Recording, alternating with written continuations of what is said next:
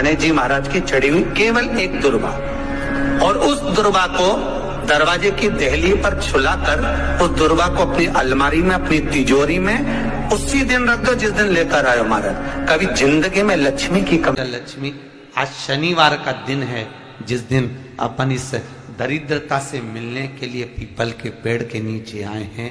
हिंदू धर्म में ये दिन पीपल के वृक्ष के लिए पूजनीय होगा। जो भी शनिवार के दिन पीपल के वृक्ष की पूजन करेगा, दूध चढ़ाएगा या मिष्ठान का भोग लगाएगा, लक्ष्मी और नारायण उसके घर में प्रवेश कर जाएगा। लक्ष्मी और नारायण उसके घर में प्रवेश करेगा। इसलिए नियम बनाया। कौन से दिन का? शनिवार। लक्ष्मी जी बोली, नारायण आपने तो एक दिन का वार लिख दिया। शंकर जी ने 7 वार बनाए हैं, रविवार, सोमवार, मंगल, बुध, गुरु, शुक्र और शनि। ये शिव जी ने बनाया। अब एक दिन आपने अपना बना लिया, बाकी के दिन अगर कोई इस पीपल के वृक्ष के नीचे आएगा और यहां तो दरिद्रता बैठी है तो उसका क्या होगा? भगवान नारायण बोले, सुन दरिद्रता, तेरे से एक विनती है, अगर कोई भी मनुष्य इस पीपल के पेड़ के नीचे अगर 7 दिन में आता है और उसके हाथ में अगर कोई सामग्री होती है तो तू उसके घर में प्रवेश नहीं करेगी। नियम है पीपल के वृक्ष का, या तो पानी का लोटा लेकर जाओ, कुंकू का चोपड़ा लेकर जाओ, शक्कर लेकर जाओ, या पेड़ के नीचे चींटी को डालने के लिए आटा ले जाओ, पर खाली हाथ पीपल के वृक्ष के नीचे कभी मत जाओ, कभी नहीं। खाली हाथ जाओगे तो दरिद्रता तुम्हारे घर में प्रवेश करेगी। दरिद्रता उठकर खड़ी होकर बोली, नारायण तुमने अपनी मनमानी करी है, एक दिन मुझे भी मेरा चाहिए। भगवान ने कहा, बोल कौन सा दिन चाहिए? दरिद्रता कहती है, रविवार के दिन इस पीपल के वृक्ष के नीचे मैं दिन भर नृत्य करूं, इसमें रहूं, और जो यहां आए रविवार को मैं उसके घर में प्रवेश करूं। भगवान ने कहा, ठीक है। दरिद्रता, रविवार का दिन एक ऐसा दिन रहेगा जिस दिन तू इस पीपल के वृक्ष के नीचे नृत्य करेगी और जो आएगा इस पीपल के वृक्ष के नीचे तो उसके साथ प्रवेश करेगी। मैंने तुझे वर दिया। इसलिए हमारे यहाँ केवल पीपल का वृक्ष अगर दीवार में भी लग जाता है ना, किसी की फैक्ट्री की दीवार में, किसी के घर की दीवार में पीपल का वृक्ष अगर लग जाता है, पीपल का पौधा लग जाता है, उसको कितना भी तोड़ लो वो वापिस लग जाएगा। फिर तोड़ोगे फिर लग जाएगा। अगर पीपल के पौधे को तोड़ना है तो केवल रविवार का दिन एक नींबू, एक मिर्ची और बमूल का कांटा, ये 3 चीजें रखने के बाद में आधे घंटे बाद रविवार के दिन पीपल के पेड़ को उखाड़ कर फेंक दो। दूसरी बार कभी पीपल दीवार में लगता ही नहीं, कभी नहीं लग सकता। केवल एक रविवार का, केवल एक संडे, इतवार का। घर में दीवानों पर अगर पीपल लग भी गया है, इसलिए पीपल के वृक्ष को उखाड़ने का, अगर घर में पीपल लगा हुआ है या पीपल का पौधा हमारे घर में लग गया, उसको उतारना, निकालना, लगाना, तो पीपल के वृक्ष को अगर निकाला जाता है तो रविवार के दिन, और अगर पीपल के वृक्ष को कहीं लगाया जाता है तो सोमवार के दिन या मंगलवार के दिन, बुधवार के दिन, इन दिनों में लगा सकते पीपल के वृक्ष कहीं लगाना। शनिवार का दिन एक ऐसा दिन होता है जिस दिन पीपल के वृक्ष को कहीं जाकर लगाया नहीं जाता, क्योंकि शनिवार के दिन पीपल के वृक्ष के नीचे लक्ष्मी रहती है। हम अपने हाथों से अगर पीपल का वृक्ष किसी दूसरी जगह पर शनिवार को रोपित करते हैं तो हमारे घर की लक्ष्मी अपने घर से छिन्न होकर चली जाती है। इसलिए शनिवार के दिन पीपल लगाया नहीं जाता, किसी के घर जाकर उसको वापस पलटा नहीं जाता। लग गया उसको डाल। प्रभु मेरी धर्म पत्नी को कहाँ रखूं आप बताओ? वो तो जहां यज्ञ होता है, अनुष्ठान होता है, दान होता है, पुण्य होता है, सत्कर्म होता है, वहां जाने को तैयार नहीं। अब करूं क्या? भगवान ने बोला, एक काम करो। दुर्वासा जी बोले, जिसके यहां रात्रि में बर्तन झूठे पड़े रहते हो उसके घर में इस दरिद्रता को लेकर तुम प्रवेश कर जाना। जिसके यहां रात्रि में बर्तन झूठे पड़े हो वहां लेकर प्रवेश कर जाओ। दूसरी जगह दुर्वासा जी बोले, जो स्त्री घर में दोपहर के समय पर सो रही हो उसके घर में इसको लेकर प्रवेश कर जाइए। जो स्त्री दोपहर के समय में घर पर सो रही हो इस दरिद्रता को लेकर प्रवेश कर जाइए। तीसरा, जिसके यहां पर दरवाजे पर कांटे वाले पौधे लगे हों उस घर में इस दरिद्रता को लेकर प्रवेश कर जाइए। दरिद्रता कितनी सुंदर बात कही है। दाता और विधाता, कौन कौन?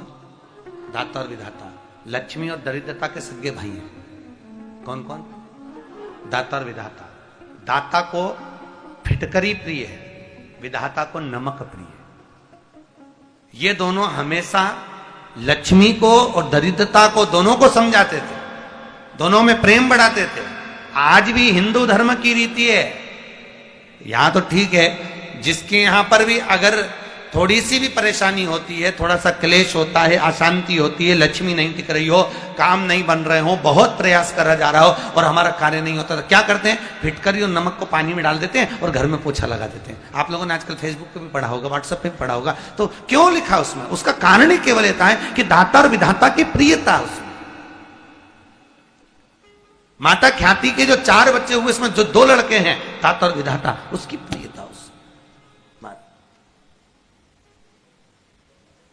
उसकी पूर्णता। अब दुर्वासा जी बोले अपनी धर्म पत्नी को वहां लेकर, जहां कांटेदार पौधे लगे हों वहां पर लेकर प्रवेश कर जाइए। कांटेदार पौधों में उस दरिद्रता का निवास हो गया। कितना विचित्र कथा यहां वर्णन करी है। श्रीमद् भागवत के अंतर्गत जो वर्णन किया कि मृत्यु निश्चित है। और शनि महाराज का भी पांव टूट गया था। टूटा था कि नहीं टूटा था? जब अपनी माता संध्या को लात मारी थी, शनि महाराज ने लात मारी तो पांव टूट गया। शनि महाराज की आंख में आंसू। देवर्षि नारद के पास है, नारद जी मेरा पांव टूट गया, मैंने अपनी मां को लात मारी। नारद जी बोले तू तो द्रोषी है, तूने अपनी माता को लात क्यों मारी? कुछ करिए। कोई देवता नहीं अपनाया। तब भगवान नारद जी ने कहा शंकर जी के शिवलिंग की स्थापना कर, उसकी पूजन कर। जहां काशी विश्वनाथ के मंदिर आप लोग जाते हो, जिस विश्वनाथ का दर्शन करते हो, ये काशी का विश्वनाथ का प्राण प्रतिष्ठा शनि महाराज ने करी थी। शनि महाराज के हाथ का शिवलिंग है और शिवलिंग की स्थापना कर कर शनि महाराज ने भगवान शंकर से मांगा। शिव जी प्रकट हुए, मांगो शनि तुमको क्या चाहिए? शनि महाराज ने कहा मेरा पांव टूट गया, आप कृपा करिए। भगवान शंकर ने कहा शनि तूने मेरा भजन करा है, जा तेरा पांव तो जुड़ेगा पर पांव में थोड़ी लचकता तेरी बनी रहेगी। दुनिया के लोगों को शनि लगता है और शनि को शंकर लगता है। दुनिया के लोगों को शनि लगता है, शनि को शंकर। इसलिए आज भी नियम है कि काशी विश्वनाथ का नाम लेकर एक काजल की डिब्बी को लीजिए। अगर किसी को शनि लग गया हो, कोई प्रॉपर्टी का काम कर रहे हो, कोई व्यापार करते हो और व्यापार नहीं चल रहा, बहुत अड़चने आ रही है, कोई ना कोई परेशानी पे परेशानी आ रही है, एक काजल की डिब्बी लो, काजल की डिब्बी लो, काशी विश्वनाथ का नाम लो और 21 बार उतारो और उतार कर किसी पेड़ के नीचे तक खड्डा खोद कर उसको दबा दीजिए। आपका काम यूं सफलता की ओर बढ़ना चालू हो जाएगा। शनि की कुदृष्टि समाप्त, 7.5 ढैया समाप्त, परेशानी नहीं।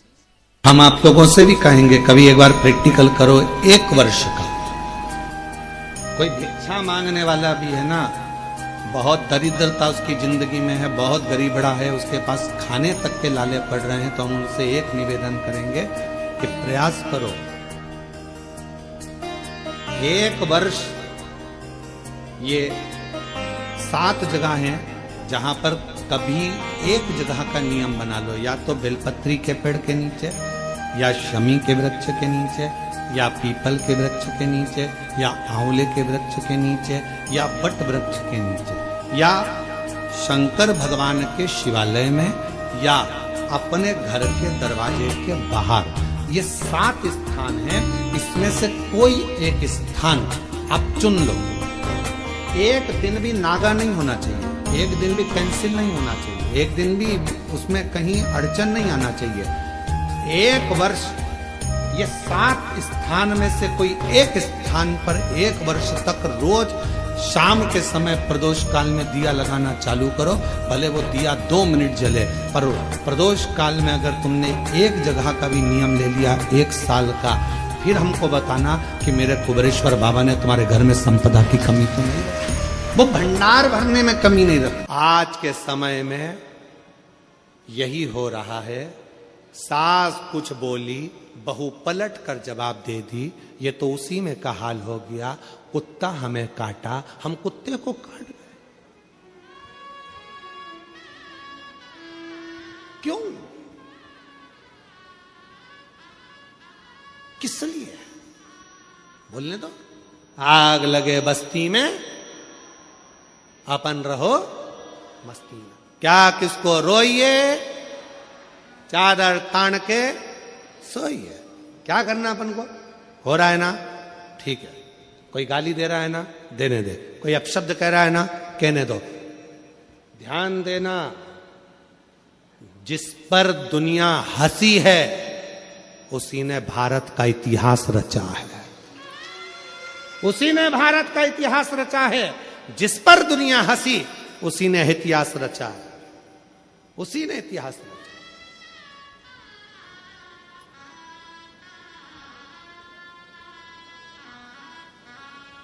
कितना कहते हैं माननीय प्रधानमंत्री जी को, नरेंद्र भाई मोदी जी को कितना कितना कहते हैं, लोग हंसते, इन्होंने चाय का किया तो इन्होंने ये किया। माननीय उत्तर प्रदेश के मुख्यमंत्री योगी जी को कितना कहते हैं, ये तो बाबा जी हैं, ये तो ये कितना। तो जिस पर दुनिया हंसी है इतिहास उसी ने रचा है। हंसो, कितना हंसो। और याद रखना मेरी बेटियों, मेरे बेटाओं, मेरे नवयुवक बच्चा बच्ची, इस बात का ध्यान रखना। तुम्हारे दोस्त तुम पर हंसते हैं, ये पढ़ नहीं सकता, इसको कुछ याद नहीं रहता, ट्यूशन में फेल है, ये बच्चा ऐसा है, ये बच्चा वैसा है। घबराना नहीं। मेरा परमात्मा अगर संसार में जन्म दिया है, तुम कितने भी फेल हो जाओ, पर तुम्हें परमात्मा ने एक ना एक हुनर ऐसा दिया है, अगर तुमने उस हुनर को निखार लिया तो एक दिन तुम भी इतिहास रच कर मानोगे, ये निश्चित है। क्यों घबराना? किस लिए घबराना? जिस पर दुनिया हंसी है, खूब हंसते हैं लोग, हंसने का काम है, ताना देने का काम है दुनिया का, पर घबराना नहीं।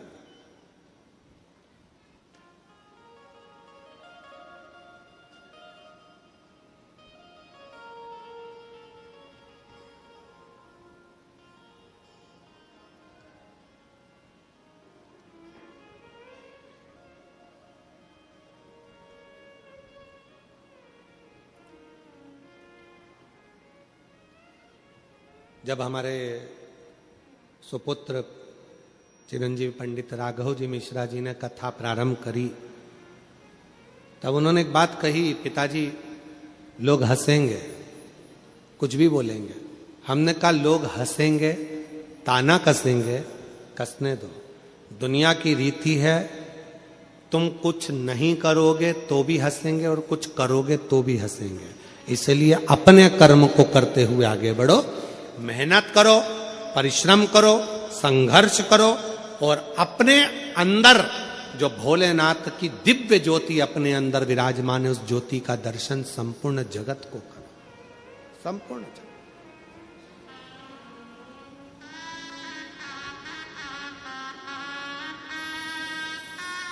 संपूर्ण जगत।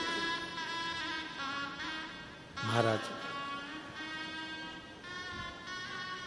और जब उस ज्योति का दर्शन संपूर्ण जगत करेगा तो हंसने पर भी, ताना कसने पर भी वो शिव संभाल लेगा, वो ओघड़दानी संभालेगा। मेरी नवयुवक बेटियों को, मेरे नवयुवक बेटाओं को, मेरी बेटियों को, मेरी जीजियों को, मेरे जीजाओं को, कई बेटियां कहती हैं हमारी शादी हो गई, अब हम पढ़ाई करें तो कैसे करें, हमारी शादी हो गई, अब हम बच्चों को संभालें कि हम विद्याध्ययन करें, हमारी शादी हो गई, अब हमको नौकरी नहीं लग सकती। कौन कहता है नौकरी नहीं लग सकती? कौन कहता है कि तुम पढ़ाई नहीं कर सकते? भले शादी हो जाए, ब्याह हो जाए। कई बेटे कहते हैं अब तो हम परिवार में फंस गए गुरुजी, अब तो बच्चों के लिए कुछ ना कुछ करना पड़ेगा, अब क्या हम पढ़ाई करेंगे? करो, अभी तुम में वो बल है, अभी तुम में वो एनर्जी है, अभी से हार गए हिम्मत, खूब मेहनत करो। कैसे नहीं फल मिलेगा? हिम्मत मत हारना।